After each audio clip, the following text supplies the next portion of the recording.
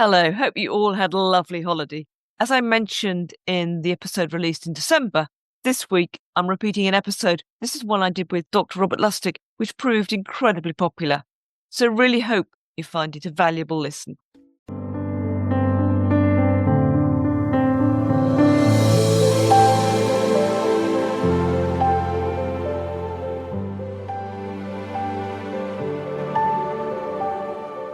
Hello and welcome to this week's episode with me, Liz Tucker. This week, I'm talking to the endocrinologist, emeritus professor, Dr. Robert Lustig, who argues that sugar is fueling an epidemic of chronic and metabolic disease, from diabetes and strokes to cancer and heart disease, costing hundreds of thousands of lives. He says, in a view that some have seen as controversial, that we need to see sugar not just as empty calories, but as a chronic addictive toxin. In this podcast, Rob reveals exactly what sugar does to our bodies. And he claims that while modern medicine has been highly effective in treating acute illness, it has failed in its treatment of chronic conditions, only able to treat the symptoms rather than curing the diseases. In his words, you can't fix healthcare until you fix health. You can't fix health until you fix diet. And you can't fix diet until you know what the hell is wrong. But before we get to Rob's interview, a brief request from me. If you enjoy this podcast, it would be a huge help if you could leave a review on Apple and Spotify. And if you could share and recommend it to friends and family, that would also be much appreciated. You can also join the podcast mailing list and be the first to find out when a new pod is published by signing up at my website, where you can also find out more about the podcast. And you can get further details too in my Substack newsletter, liztucker.substack.com, and follow me on Twitter at LizCTucker. If in the coming weeks you feel able to support the show, even if it's just $5 a month, that would be a great help. You can either sign up on patreon.com or via PayPal on my website. Now back to the interview with Rob. Dr. Robert Lustig is a professor emeritus of pediatrics at the Division of Endocrinology at the University of California, San Francisco. He's written a number of best-selling books about the dangers of sugar, refined carbohydrates, and metabolic illness. And his research and clinical practice have focused on childhood obesity and diabetes. Rob caused much controversy when he first suggested that sugar was a chronic poison. No sugar is good for you, but he argues that the sugar fructose is a particular concern. It's found in fruit, but as long as you're eating whole fruit and not fruit juice, it's not this fructose which is the problem. You'd have to eat huge quantities for that to be an issue. It's the fructose found in table sugar, which is 50% fructose and 50% glucose, and the fructose found in many ultra-processed foods, which Rob believes is the greatest hazard. Here's his interview. Hi, Rob. Thanks so much for joining the podcast today. My pleasure. Thanks for having me, Liz. Your argument, which has led to you being seen as a controversial figure in some eyes, is that sugar is not just potentially empty calories or fattening, but is actually a chronic toxin. That's right. That's the difference. Once upon a time, the food industry told us sugar was good for you. Then they said sugar was okay for you. Then they said, well, sugar's not okay for you. It's just empty calories. And you're allowed to have empty calories. You know, you have discretionary calories. You can certainly spend them on sugar. So, their messaging changed over the course of the late half of the 20th century and into the early 21st century themselves, as more and more data was accumulating and as the obesity and diabetes epidemics raged fully out of control. I was the first person after John Yudkin to say that sugar, in fact, was not just empty calories, but that they were toxic calories, that they actually did damage, and that eating a good diet didn't actually mitigate the negative detriments of sugar because it was a toxin. And actually, John Yudkin was a British scientist, and it's 50 years this year, in fact, that he wrote his book, Pure, White and Deadly. That's right. He said this back in 1972, initially in his book. He had published many papers before that challenging the primal role of sugar in our diets, but it was that book that really sort of generated the most buzz, if you will, if they had buzz back in 1972. But the fact is that back then, Yudkin only had correlation. He did not have causation. He had snapshots in time. He wasn't wrong. He just didn't have the panoply of statistical analyses that we have available to us today. And there was this sort of battle, I suppose, between, if you like, the sugar hypothesis and this idea about fats being bad. And in the 70s and 80s, it was very much the fats argument that won out. That's right. So there were two protagonists in this story. Everyone was worried about heart disease back then. They weren't worried about obesity. Obesity hadn't yet reared its ugly head. Only 5% of the country or the world was above the 95th percentile for body mass index back then. It was about heart disease. And in 1955, President Eisenhower had a heart attack, and everybody sort of went, well, how did that happen? And there had been a lot of work that had been done prior to that, but that all then came to the fore. And there were two camps. And one camp was that this was about saturated fat. And that camp was led by a Minnesota epidemiologist by the name of Ancel Keys. And Keys was kind of famous here in the United States already because he was the inventor of the K ration, which was 12,000 calories in a little tin box that soldiers could carry with them into battle in case they ended up being stranded behind enemy lines. He did a sabbatical in the UK in 1952 and said, why is everyone in the UK dying of heart disease? And he decided it was fish and chips. And so it was the saturated fat that the fish was fried in. He then went to Pioppi, Italy, which is the home of the Mediterranean diet, and said, they don't have saturated fat. So it must be saturated fat that's the problem.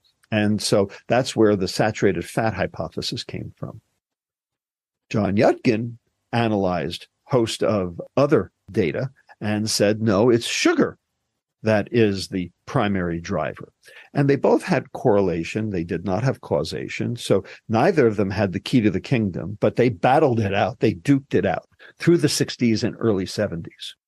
And then in 1973, Brown and Goldstein won the Nobel Prize for discovering this phenomenon called LDL, low-density lipoproteins. And the reason was because they were studying these children who had extraordinarily high cholesterols and would get heart attacks at age 18.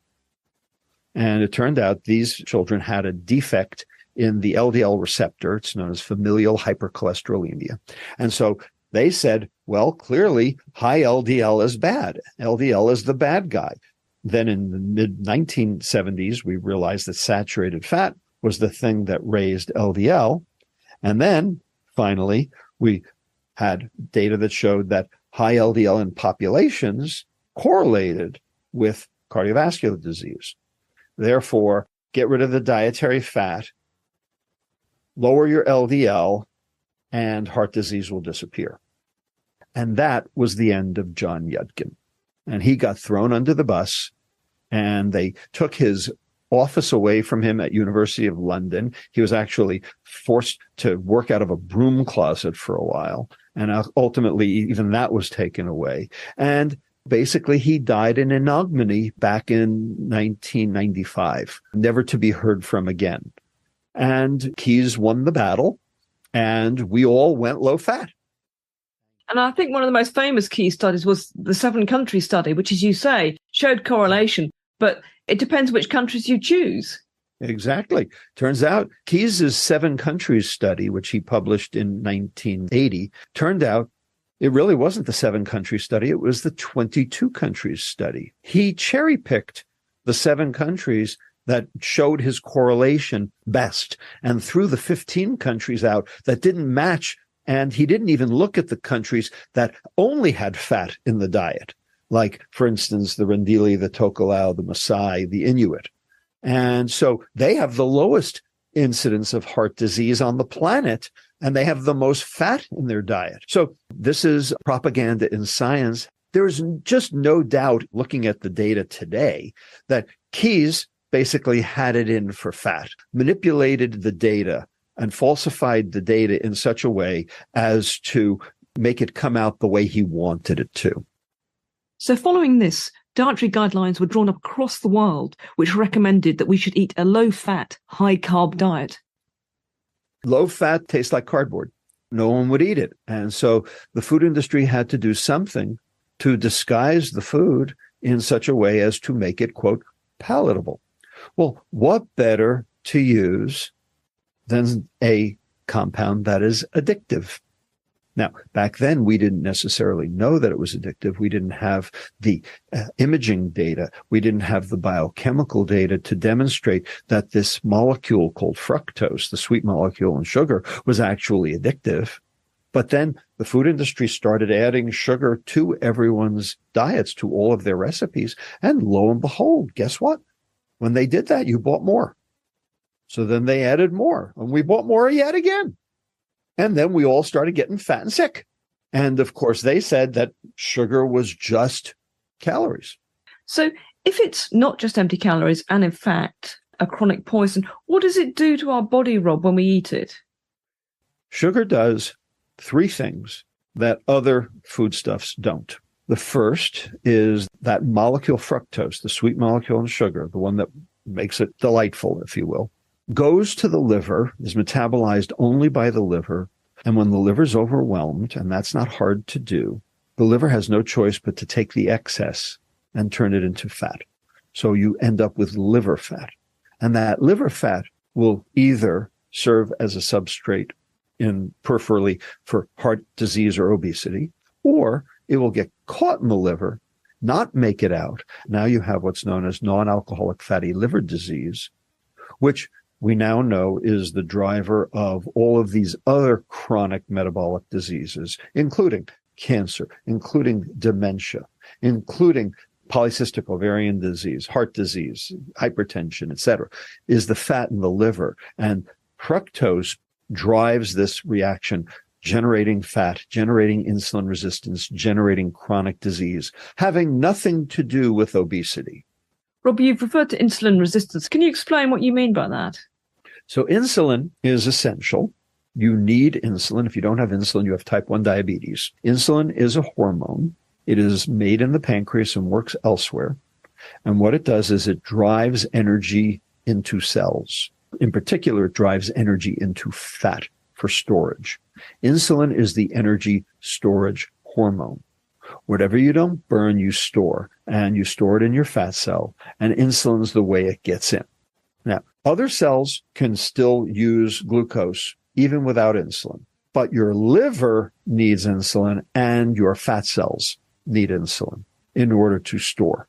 And so you need insulin or you will get sick, and in the most extreme cases, you will die. But the more insulin, the more weight gain. The more insulin, the more energy storage. So insulin is the bad guy in this story. The goal is keep the insulin down. And the way to keep the insulin down is don't let it go up. And we can keep our insulin levels down by not eating too much sugar or refined carbohydrate. Correct. So the point with fructose is that it's a particular problem because it can only be processed by the liver, whereas glucose can be processed by every cell in the body. That's right. So glucose is the energy of life. Every cell on the planet burns glucose for energy. Glucose is so important that if you don't consume it, your body makes it. Okay, it will turn fat into glucose. It will turn protein into glucose, a process called gluconeogenesis. And the reason is because you need glucose. You need glucose for energy, for the brain. You need glucose for certain proteins and membranes in order to make them run properly. So glucose is essential. It's just not essential to eat. It's essential for your body, but it's not essential to eat. Because it's so essential, your body will turn other things into glucose just so you have it no matter what. Fructose, on the other hand, this sweet molecule that we keep talking about, there is not an animal cell on the planet that requires fructose for anything. Yes, it is energy. Yes, it can be metabolized by the liver to energy in the same way the liver can metabolize alcohol for energy, and ultimately is metabolized in the body, in the liver, just like alcohol. And this actually makes sense because, after all, where do you get alcohol from? Fermentation of sugar. It's called wine. So it makes sense that children would get the diseases of alcohol without alcohol. So, Rob, just to be clear then, what's the difference between non-alcoholic fatty liver disease and alcoholic fatty liver disease? Under the microscope, nothing. Physiologically, nothing. If you overwhelm your cell with alcohol, you get a problem. If you overwhelm your cell with fructose, you get the same problem. If I eat glucose, some of that will end up in the liver, but just a much smaller proportion. Whereas if I'm eating fructose, a much larger proportion will end up in the liver. That's correct. The second thing that fructose does is the Maillard reaction, or the aging reaction, or the browning reaction. This is why you paint barbecue sauce on your ribs before you grill them, to get that nice brown color. This is why bananas brown. Okay, it is carbohydrate linking to a protein. This process occurs without enzymes. It occurs naturally. It occurs everywhere in your body. And the faster it occurs, the quicker you age and die. It is the cause of wrinkles. It is the cause of cataracts. It is the cause of atherosclerosis. It is the cause of dementia. It is the cause of virtually all systems in your body breaking down. And it occurs every single day, every single minute, every single second of your life. The question is, how fast? There are things you can do to speed it up. There are things you can do to slow it down. The slower it goes, the longer you live. Unfortunately, fructose, that sweet molecule, makes it run 7 times faster than glucose. So glucose is not a walk in the park. Glucose is not, quote, good for you. Refined carbohydrate is not good for you. It still generates an insulin response, which still generates chronic disease. But compared to fructose, it's a holiday in the French Riviera. And you've also suggested that in addition to causing non-alcoholic fatty liver disease and speeding up the aging process, that the third key point about fructose is that unlike glucose, it's addictive. Glucose is Karo syrup, molasses. Okay, you don't see people going around chugging Karo syrup or molasses. Glucose is not addictive. On the other hand, the fructose molecule, that's a whole different ballgame. And it turns out that the fructose molecule lights up the reward center in the brain. Glucose does not. The reward center can be lit up by various compounds: cocaine, heroin, nicotine, alcohol, sugar. In the extreme, every one of those is addictive. It can also be lit up by certain behaviors: shopping, gambling, internet gaming, social media, pornography. They all light up the reward center of the brain, and in the extreme, they are all addictive. Well, fructose does the same thing for the same reasons. And so that's property that glucose and other foodstuffs do not have. When you combine these 3 features, the fatty liver, the aging reaction, and the addiction, you realize that fructose is a problem, not just for individuals, but for all of society. And one of the problems is, as with drugs, the more fructose you eat, the less you feel its impact. Right. Clinicians, what would you do if you were unleashed? What would you do if you could redesign healthcare from scratch? Join us for a new podcast, Unleashed, Redesigning Healthcare. Our featured guests are frontline clinician innovators, their stories, their voices, their ingenuity. This month, we focus on innovation in primary care. Just search for Unleashed, Redesigning Healthcare anywhere you listen to podcasts. Reward pathway that we've been talking about. It's the addiction pathway. So the problem with sugar is the more you seek, the less effect you get. And it happens at 2 levels. It happens due to desensitization at 2 places. It happens at desensitization of the tongue. So your tongue doesn't recognize the sugar anymore. So you have to add more to get an effect. And this has actually now been worked out by my colleague at University of Michigan, Dr. Monica Deuce, D-U-S, who has shown what happens on the tongue from fructose consumption. And it also happens in the brain. So the brain, that reward center, has dopamine receptors. Dopamine is the reward neurotransmitter. Well, the more sugar, the more dopamine. Dopamine downregulates its own receptor on purpose. And so you need more and more to get less and less. The law of diminishing returns. In scientific parlance, we call that tolerance. And then the neurons start to die, and then you have addiction. So in the extreme, sugar leads to addiction. Now, people say, I don't believe that sugar is addictive. Hey, you know what? How many people do you know who say, oh, I have a horrible sweet tooth? That's sugar addiction until proven otherwise. And it's about 20% of the UK and the US population. And you've suggested that even a mother eating fructose could have an impact on the unborn child. That's right. So we always assumed that fructose did not cross the placenta. We assumed that. That was a bad assumption. So in fact, we now know that when mom drinks a 20-ounce Coke, that baby is bathed in fructose, and it is having effects prenatally. And we know that based on animal models, which demonstrate changes in the placenta, changes in the baby's liver, and changes in the baby's brain, even before the baby is born. And those then go on to generate chronic metabolic disease in the offspring in later life.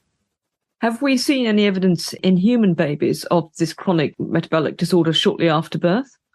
Absolutely. We have several papers now that demonstrate this. Actually, the easiest way to demonstrate this is looking at birth weight. So birth weight's been going up all over the world. In fact, over the last 25 years, birth weight's gone up by about 200 grams.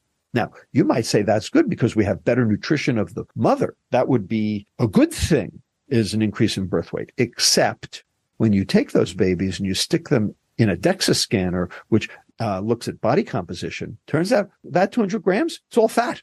So we don't have heavier babies because of muscle. We have heavier babies because of fat. We have obese newborns. And the reason is not because of improved maternal nutrition. In fact, it's because of maternal malnutrition because of their sugar consumption.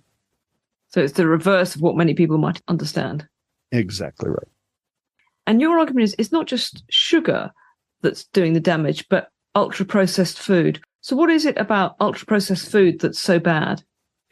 So the way I like to phrase it to people so they understand, sugar is the payload. Ultra-processed food is the vehicle. Okay? So the nuclear bomb is what does the damage. Okay, but the missile is how it gets there. So you need both, right? All right. Well, you don't need both, effectively, but I get your point. Yeah. Right. Yeah. Well, I mean, to do the damage, you need both. No one needs either. Yeah. Right. But it's that concept. The ultra-processed food is sugar-laden. There are many things wrong with ultra-processed food, but two big ones, okay? And everything else is sort of secondary after that. Ultra-processed food is high sugar, low fiber. High sugar for palatability, sales, low fiber for shelf life, freezing, because you can't freeze fiber. And I'll prove it to you.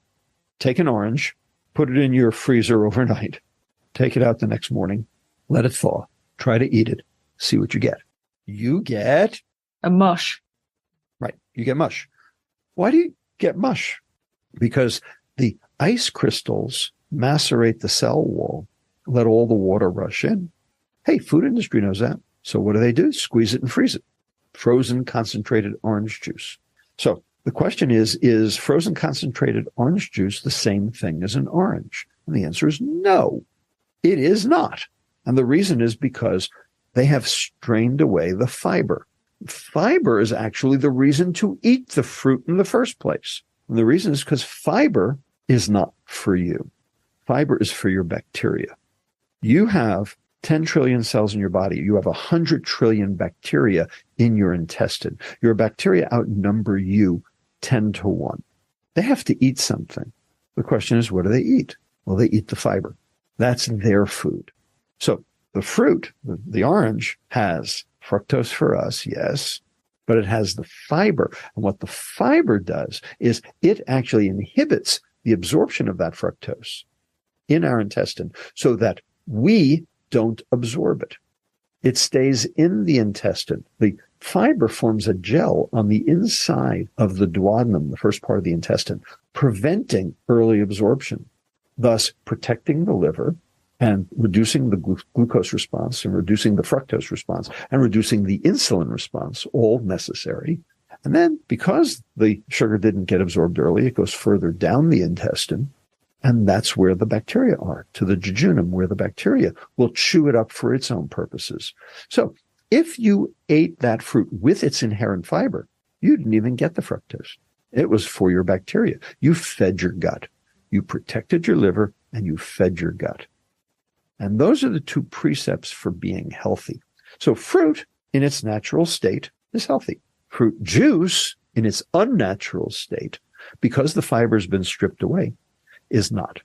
And the food industry, they want to sell juice. And why do they want to sell juice? Because fruit goes rancid. Fruit basically decompensates over time. Whereas, hey, fruit juice, put it in a refrigerator, put it in a freezer, decreased depreciation, increased profits. And they'll tell you they're the same, but they're not. Food should do two things then, basically. Protect the liver and feed the gut. Exactly. Protect the liver from the sugar load, protect the liver from toxins that affect the mitochondria, such as cadmium, glyphosate, branched-chain amino acids, alcohol, all of which will cause the liver to be dysfunctional. And if the liver is dysfunctional, you end up insulin resistant. And then feed the gut. Feed the gut fiber, because fiber is the food for the bacteria. And if you don't feed your bacteria will feed on you. Bacteria, they want to stay alive. They will strip the mucin layer, polysaccharide layer that sits on top of the intestinal epithelial cells, acting as a secondary barrier, like a little piece of cellophane sitting on top of the intestine. And they will chew it up for their own purposes, denuding those bacteria. And now those bacteria have access to your circulation, and you can end up with leaky gut. You can end up with inflammation. You can basically all the, the SHIT in your intestine will end up in your bloodstream, will end up at your liver, and you will now have liver inflammation, and that will cause insulin resistance, and that will cause chronic metabolic disease as well. So keeping that barrier in your intestine functional is absolutely essential. And what you have to do is you have to feed the bacteria in order to keep them happy so that they don't then turn on you. So that fiber is an essential nutrient. It's just not an essential nutrient that you absorb. So if we're eating too much sugar, which of course will include many ultra-processed foods, that has led to this explosion in metabolic disease. Can you explain what you mean by metabolic disease? Well, basically, metabolic disease means diseases of the mitochondria. So mitochondria are little energy burning factories inside each of your cells. That's what they do. That's their job. And then we utilize the energy they burn to power the different things that our cells need to do. If your mitochondria are working right, you will be 110 playing tennis. If your mitochondria are working wrong, you will be 40 years old in a wheelchair with 2 stumps on dialysis waiting for your next stroke, and everything in between. So keeping your mitochondria fit is job one. And the problem is that we are exposed on a meal-to-meal basis with a direct primary mitochondrial toxin. And that toxin is called sugar. So these metabolic illnesses, that will include autoimmune disease, yes, cardiovascular disease, yes, stroke, cancer, dementia, hypertension, gout, fatty liver disease, polycystic ovarian disease, heart disease, of type 2 diabetes, of course. These are all chronic metabolic diseases due to dysfunctional mitochondria. And what you'll notice is that every one of the diseases that I just listed They have treatments, but they have no cures. There are medicines for them to reduce symptoms, but there's no way to get rid of any of them. Well, medicine's not been good at treating chronic illness at all. That's right. We don't know how to treat chronic illness. We can deal with acute illnesses, and that is what modern medicine is good at. Chronic illnesses, modern medicine has basically abdicated. What we've done is we've treated the symptoms. Oh, yeah. So, for instance, statins for high LDL. The LDL is not the problem. It's the symptom of the problem. Oral hypoglycemics for high blood glucose. Turns out high blood glucose is not the problem. It's the symptom of the problem. Bisphosphonates for osteoporosis. Turns out the osteoporosis is not the problem. It's the symptom of the problem. In each of these cases, what you are looking at is the manifestation of the problem rather than the problem itself. It's like giving an aspirin to a patient with a brain tumor because they have a headache. Might help the headache, won't do a damn thing for the brain tumor. And that's the way we've been treating chronic illness throughout the last 50 years, is that we can palliate, we can basically mitigate symptoms, and somehow that's good enough, and expect people to go along with that. And of course, this is why no one's getting better, everyone's getting worse, and healthcare costs have just gone through the friggin' roof, is because now everyone has some form of metabolic disease. And the cost of treating the symptoms of chronic disease is just spiraling completely out of control. Absolutely. Chronic metabolic disease is forever. And these diabetes drugs are, basically breaking the medical bank. They're breaking healthcare. So we have to prevent these diseases because we can't cure them. They're not curable because you can't get medicine to the mitochondria. They don't go. They can't get there. So you can't fix your mitochondria with a medicine. But turns out you can fix your mitochondria with food, because that's what your mitochondria are made of. It's made of the components of food. That's how you make them. So if you supply your cells with things that make your mitochondria fresh and strong and productive, you'll be that 110-year-old playing tennis. So what should people be doing then to make their mitochondria effective? 2 words: real food. Real food. Now, why is real food okay? Well, it's okay because 2 things: low sugar, high fiber. Okay, it's the high sugar, low fiber of processed food that drives mitochondrial dysfunction. Now, the sugar is a primary mitochondrial toxin. It inhibits 3 separate enzymes in the mitochondria that cause them to be dysfunctional. When these are inhibited, your mitochondria don't work well, in which case now your cell can't burn the energy and turns it into fat instead. So that's the relationship. The micronutrients that improve mitochondrial function, for instance, B1, B2, B6, folate, they travel with the fiber fraction, not with the juice fraction, for instance, in an orange. The only one that travels with the juice is vitamin C. The others travel with the fiber. In whole grains, people talk about whole grain bread being good for you. Well, that's true if it's truly whole grain. The problem is there's no definition for whole grain. So whole grain bread could be just brown colored, or it could be that they are actually whole grains, and they are very different. I'm a keen baker, so I always make my own bread. But you see on the wholemeal flour the level of fiber content. Would that give you a clue? No, it's already a mistake. You just said the word flour. Because what is flour? Flour means you've actually had to macerate and break up and pulverize that whole grain in order to make flour. So if it says flour, you're done. It's not. This is depressing, Rob. Period. It's over. I think I eat reasonably healthily, and I don't eat ultra-processed food. So how can I make healthy bread? So have you ever seen in the health food store, if you go into Waitrose or Marks and Spencer, I guarantee you, you'll find it, German fitness bread. It is half the size of a normal loaf of bread. It looks like a brick. It's heavy. It's dense. It makes a lousy sandwich. And the reason it makes a lousy sandwich is because the whole grains are still whole, which means the gluten in the starch, which is what makes the bread spongy, which makes it a good sandwich and holds together, hasn't been released from the kernel. So if you're going to bake from scratch, even if you go to top grade organic flour, those are your only options. Indeed. So there are ways to do it, but the baking industry is not helping you with that. But the bottom line is, it's what they used to bake with, but they don't bake with now. But you can do it. And if you do it, that means that the germ is still intact, the wheat germ, which is inside the kernel. And if so, then that's where the nucleic acids, that's where the polyphenols, that's where the flavonoids, that's where the biotin, that's where all of the good things that are in whole grains, the things that basically provide you with mitochondrial support.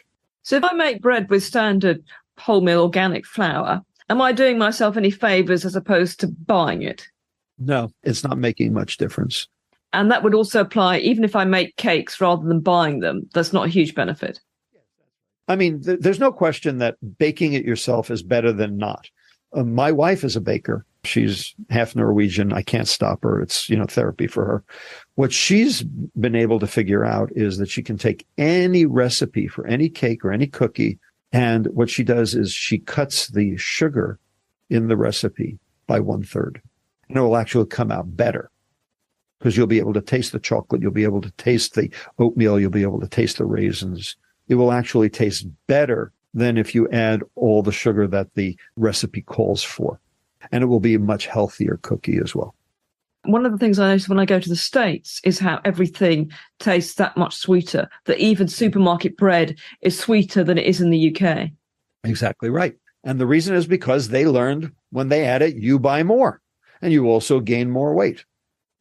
And you've suggested that even artificial sweeteners may drive metabolic illness. So that's not a good solution either.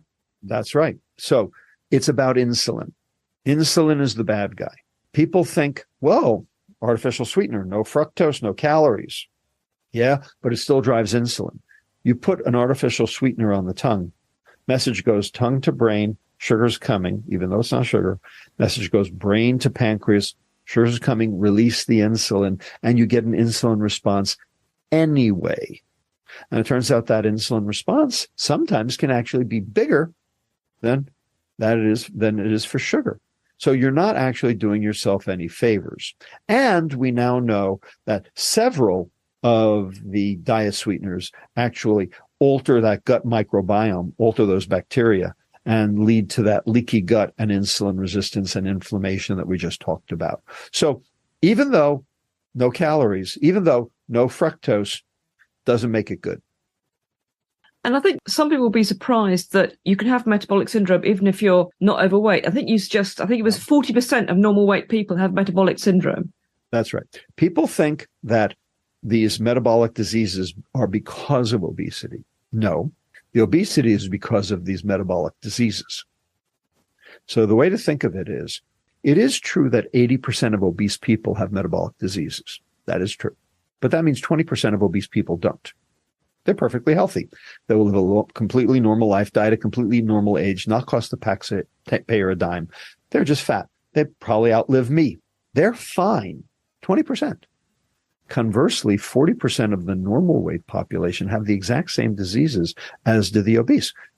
Normal weight people get type 2 diabetes, hypertension, dyslipidemia, cardiovascular disease, cancer, dementia, fatty liver disease, polycystic ovarian disease also. Now, they get it at a lower weight. So what we've learned is that the fat you can see, i.e. obesity, is not the fat that's causing the disease. The fat that's causing the disease is the fat in the liver or the fat in the belly, visceral fat, liver fat. Those are not necessarily what you measure when you stand on the scale. So it turns out plenty of normal weight people have metabolic syndrome. A lot of them, not all, but a lot of them are from South Asia. So the Chinese, the Indians, they will get metabolic syndrome at a lower BMI, at a lower body weight. but it's the same metabolic syndrome, and it's for the same reasons, because it's because of the visceral and the liver fat. But we don't really know why some people have a greater predisposition. Right. We're still trying to figure that out. We have some ideas, but we don't know yet. One of the measures that is said to be better than BMI is having your waist at least half your height. So waist circumference is a measure of visceral and liver fat. Everyone should know their waist circumference. And if your waist circumference is over 40 inches for men and over 35 inches for women, and I can't do the centimeters in my head right now. 40 inches is about 100 centimeters. 35 is about 90, I think. The chances that you will have liver and visceral fat are very high. That's a way to figure it out. If you want to know if you have liver fat, there's a lab test that your doctor does that will tell you. It is called an ALT, alanine aminotransferase. It is a standard lab test on virtually all chem panels.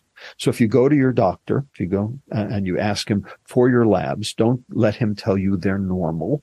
Normal means nothing. Take the word normal out of your lexicon when it comes to medicine. Normal for who? Normal for what age? Normal for what race? Normal for what size? Take the word normal and just know if you hear it, your doctor's an idiot. You suggest a range of tests that people could go in and get done by their doctor. So find out your numbers, and your ALT should be 25 or below. Unfortunately, on the lab slip, the ALT upper limit of normal says 40. Now, why do I say 25 when the lab itself says 40? And the answer is because everyone now has fatty liver disease. 45% of America has fatty liver disease. The entire curve has shifted to the right. Because how do you figure out what's normal? Well, you take 10,000 measurements and you do a standard deviation curve. Yeah. And you do, you average in 2 standard deviations and you draw the line. Okay, and the line is now 40. That's because everybody went from over here on the left to over here on the right, because now everyone's got fatty liver disease. That doesn't make it normal. That just makes it average. Doesn't make it normal. That's why the word normal means nothing. When I read, Rob, your suggestion of all these tests that one could go in and ask one's GP, I can absolutely see the value of that. But to be honest, in a lot of the UK, that would be quite difficult to do, I think. Well, yeah, and that's part of the problem of the NHS. And I'm not going to tell you I am a fan of the NHS. I'm also not a detractor. I think that we in America don't have an NHS, and it's one of the reasons we have such horrible health care. We have worse health care than you, okay, believe it or not. And you spend a lot more than we do, of course. And we spend a whole lot more and get a whole lot less. But the fact of the matter is that the NHS is all protocolized. And that means that people don't think. And that's what the problem is. So you can get a good NHS doctor, you can get a bad NHS doctor, same as in America. The point is that you will much more likely have to get a doctor who protocolizes in order to stay on the NHS. And so if the NHS ever wants my opinion, I'll be very happy to share it with them. Our National Institute of Clinical Excellence, NICE, lays down guidelines for the treatment of various illnesses. Well, NICE is not very nice. Which, for good practice, doctors have to follow. So you argue that there's 8 subcellular pathologies which are contributing to these chronic illnesses. That's right. Now, none of these pathologies have an ICD-11 code. None of them are reimbursed. None of them have a treatment. They have prevention, but they don't have treatment. And so none of them are billable. So no doctor ever talks to their patient about them, because what would they say about it anyway? So I'm just going to recite the 8 subcellular pathologies. So here they are, 1 through 8. Glycation, oxidative stress, mitochondrial dysfunction, insulin resistance, membrane instability, inflammation, methylation, and autophagy. Now, these are all standard processes that go on in your cells all the time. The question is, how fast? That's the question. There are things that make those things go faster. There are things that make those things go slower. If they go faster, you're dead 15 years early. If they go slower, you're dead 15 years later. How do you fix it? How do you change it? Answer, food, real food. That's how you change it. Exercise too. Exercise will affect 4 of those 8, but not all 8. So you cannot outrun a bad diet because you'll only have fixed 4 of the 8. So no matter what, diet matters. No matter what, you got to eat right. What does eating right mean? It means eat real food. Eat food that came out of the ground or animals that ate the food that came out of the ground. If it went to a lab or a plant, then it's a problem. If they took the fiber away, that's a problem. If they put sugar in, that's a problem. But even when eating real food, there can be real differences. For example, wild fish has benefits that farmed fish doesn't. That's right. And eating grass-fed beef is not the same as eating beef fed on grain. Exactly right. So farmed fish eat corn. Wild fish eat algae. Algae make omega-3s. Omega-3s are anti-inflammatory. Single best thing you can put in your body. Farmed fish eat corn. Corn's filled with omega-6s, like corn oil, soybean oil. Those are pro-inflammatory. Those drive chronic metabolic diseases. Those drive inflammatory conditions. So even though you're eating fish, what kind of fish are you eating, as an example? How about meat? So here in America, we eat 23 kilos of meat a year. New Zealand and Argentina eat 44 kilos of meat a year. So you would think that Argentina and New Zealand would have higher rates of heart disease. No, they have lower rates of heart disease. They're eating twice the meat we are, and they have lower rates of heart disease. Why is that? And the answer is because their meat is not our meat, because their meat is, number one, pasture-raised, and they didn't have to give antibiotics to the animals, and their animals ate grass. And grass is not the same thing as corn. So our animals have much more branched chain amino acids because of corn. Their animals have much less. Well, those branched chain amino acids turn out to get turned into fat in the liver too. So it's our meat, not meat. And so, when you look at studies, you have to look at not just what the study said, but where they were done. You also have to look at who sponsored the study to figure out what's going on, to basically be able to parse out what the difficulties in current nutrition science are, so that you are not led astray, so that you don't suffer from the same propaganda of Ansel Keys.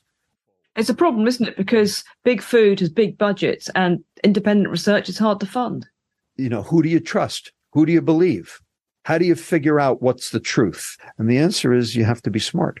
But you not only have to be smart, you actually have to look. You actually have to use some brain power to figure it out. Piece together the data in such a way as to explain what happened, why it happened, and how each of us can actually extricate ourselves from this propagandist disaster, medical disaster that has befallen us over the last 50 years. So interesting, Rob, what do you eat? Real food. So in the morning, I'll eat cheese or eggs.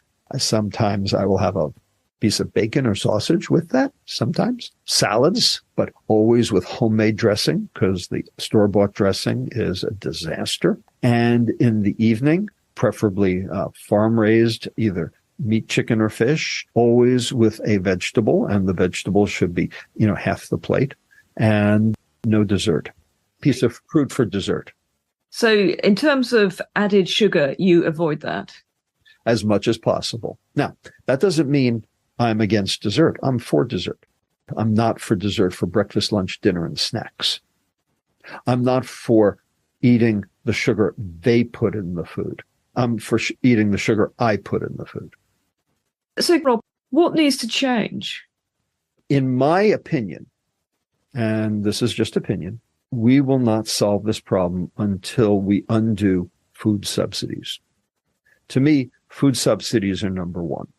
If I had a magic wand, people ask me, if you could fix anything, what would you fix? I would get rid of all food subsidies because they distort the market. And it is because of the food subsidies that we've made processed food cheap. Now, people say, well, if you did that, then the price of food would go sky high. Turns out, no, it wouldn't. The Giannini Foundation at UC Berkeley did this exercise many years ago. They asked the question, they modeled the question, what would the price of food look like if we got rid of all food subsidies from all countries? Okay, so you have to do it en masse all the way around the world. All right, not just one country, but everywhere. Turns out the price of food wouldn't change, except for two items, corn and sugar, which is what we want to go up so that we would consume less of it. But Rob, in the UK, for example, I tend to eat organic, I tend to eat grass-fed, eat wild fish. That's all much more expensive. It is today.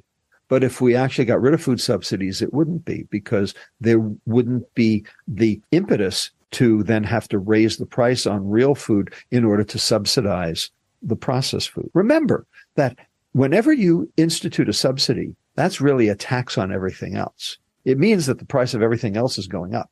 So to me, that's where it starts, because then the food industry can be rewarded for doing the right thing instead of the wrong thing. Right now, the subsidy is the reward for doing the wrong thing. But Rob, that's not only a huge business change. It also means a major cultural shift to persuade people that they actually need to start cooking from scratch. Well, we don't have to necessarily go that far. The fact is that there are a lot of companies that are being enterprising now in terms of being able to make processed food healthy. I am working with one offshore in the Middle East right now. We've taken their entire 180 item portfolio and analyzed it completely and re-engineered their items. And now of those 180 items, 10% of their items are now completely re-engineered and on the shelves. So it can be done. Now, in order to do that, we basically have to have all companies, all processed food companies, CPG companies, playing by the same rules at the same time, so that there's no competitive advantage, no selective advantage. Now, can that be done? Hey, you did it in the UK. You did it with salt back in the early 2000s. The Blair government sat down with Tesco and Waitrose and M&S and all your other manufacturers and basically said, look, the incidence of stroke and hypertension in the UK due to salt consumption was sky high. And this was a private meeting. And they said, we're going to play referee. UK government's going to play referee, and every company is going to play by the same rules. And you're all going to reduce the availability of salt in your recipes by 10% per year for 3 years in a row to get down by 30%. And guess what? When they did that, the prevalence of hypertension and stroke in the UK went down by 40%. And no one noticed. And the reason was because, number one, they did it together. And number two, they didn't advertise it. And number three, the UK government played referee. Can be done.